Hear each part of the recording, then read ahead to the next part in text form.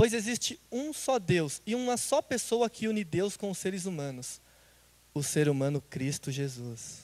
Mais um texto.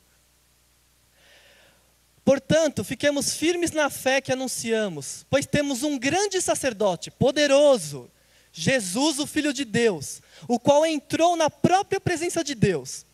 O nosso grande sacerdote não é como aqueles que não são capazes de compreender as nossas fraquezas. Pelo contrário, temos um grande sacerdote que foi tentado do mesmo modo que nós, mas não pecou. Mais um? Por isso tenhamos confiança e cheguemos perto do trono divino, onde está a graça de Deus. Ali receberemos misericórdia e encontraremos graça, sempre que precisarmos de ajuda. A Bíblia afirma que com Jesus, todo mundo que crê em Cristo tem condições de aparecer na presença de Deus. Todos, sem exceção. Não precisamos mais de intermediários, porque nós já temos o intermediário, Jesus. Nenhum homem mais. Isso era negado ao povo. E desde a reforma, então, tem sido pregado, chamado sacerdócio universal. Todos têm acesso direto ao Pai. Então, se todos têm acesso direto, por que existe o pastor? Para cuidar da igreja, pastorear, mas não para te ligar até Deus. Por que existem os líderes? Não para te ligar até Deus. De jeito nenhum. Então, por que se faz um momento de clamar, as pessoas vêm na frente? Não é porque a nossa oração é melhor. É porque é muito bom saber o que está acontecendo com vocês. E nós temos prazer de orar, compartilhar. Só por isso. Mas você tem acesso direto a Deus onde você estiver. Então vamos ver algumas afirmações. Nenhum ser humano nos representa diante de Deus. Nenhum. Nenhum líder, nenhum pastor, nenhuma figura da mídia. Ninguém. Você entra direto. Você fala direto. Não caia no erro de achar que você precisa pedir oração para alguém falar com Deus. Você precisa estar com alguém para alguém interceder por você. Você precisa contar os seus pecados para alguém, para esse alguém contar os seus pecados para Deus te perdoar. Nada disso. Você diretamente ora. Você diretamente fala. Você diretamente pede. E Deus te ouve. Outra afirmação? Não há um lugar onde possamos ir para estar mais na presença de Deus. Com Jesus não existe mais aquela salinha onde Deus se manifesta.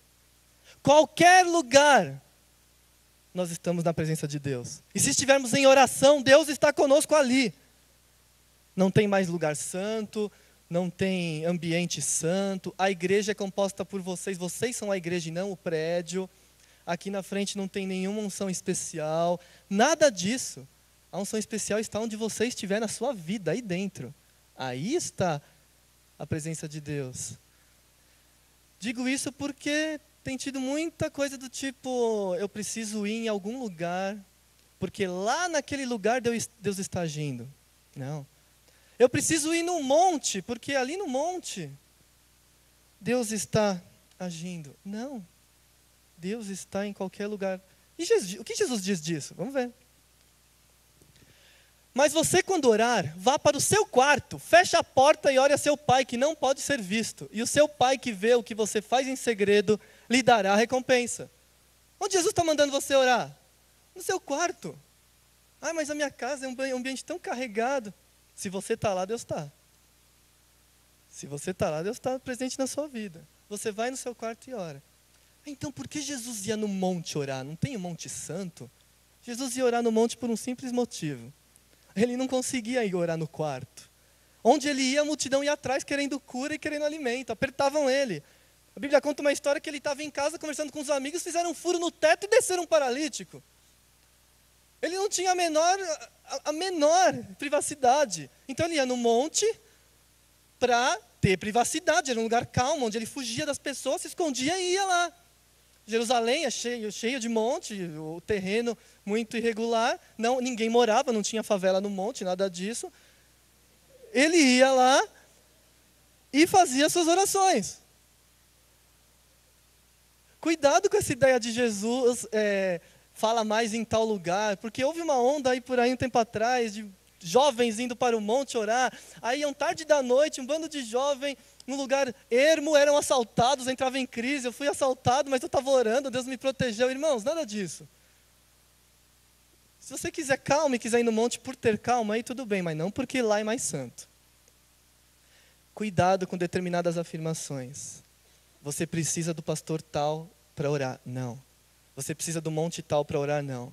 E alguns pensam até que se tiver com o pastor, no monte, em Jerusalém, aí a oração está diante de Deus. Aí, se eu tiver, aí não tem como, Deus vai escutar.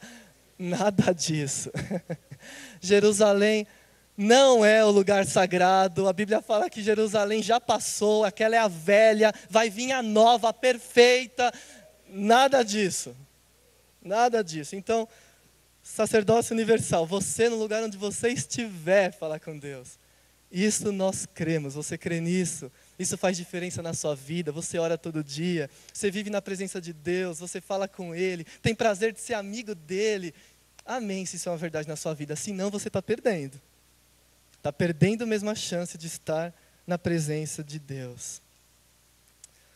Cremos também, mais um, na igreja de Cristo. Cremos na igreja de Cristo?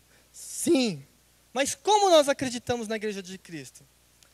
Vamos ver, tem duas definições.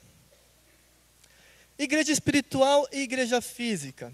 Acreditamos que igreja espiritual é a reunião de todos os salvos em Cristo, de todas as épocas, de todos os lugares, línguas, denominações e etc. Qualquer pessoa que crê em Cristo como seu Salvador, onde esteja, em qualquer igreja, de qualquer lugar, faz parte dessa igreja universal de Cristo, a igreja espiritual, a igreja que está realmente unida com Cristo. Mas existe também a igreja física, e essa é a igreja local.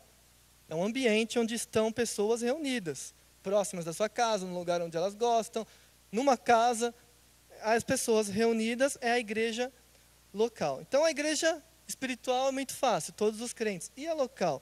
Como é que ela funciona? Vou colocar 3 textos para ver como nós cremos nisso. Muitos acreditaram na mensagem de Pedro e foram batizados. Naquele dia, quase 3.000 se juntaram ao grupo dos seguidores de Jesus. E todos continuavam firmes, seguindo os ensinamentos dos apóstolos, vivendo em amor cristão, partindo o pão juntos e fazendo orações. Então aí a igreja é a reunião dos salvos. Salvos batizados em Cristo. Mais um texto. Então os 12 apóstolos reuniram todo o grupo de seguidores e disseram: não está certo nós deixarmos de anunciar a palavra de Deus para tratarmos de dinheiro. Por isso, irmãos, escolham entre vocês 7 homens de confiança, cheios do Espírito Santo e de sabedoria, e nós entregaremos esse serviço a eles. É uma igreja que escolhe líderes por voto. Mais um texto. Mas se alguém fez com que alguma pessoa ficasse triste, não fez isso a mim, mas sim a vocês, ou pelo menos a alguns de vocês. Escrevo assim para não ser muito duro com esse homem. Basta o castigo que a maioria já deu a ele. Então é uma igreja que tem autonomia para disciplinar as pessoas. A maioria vota o que vai fazer com alguém que está em pecado. Autonomia da maioria.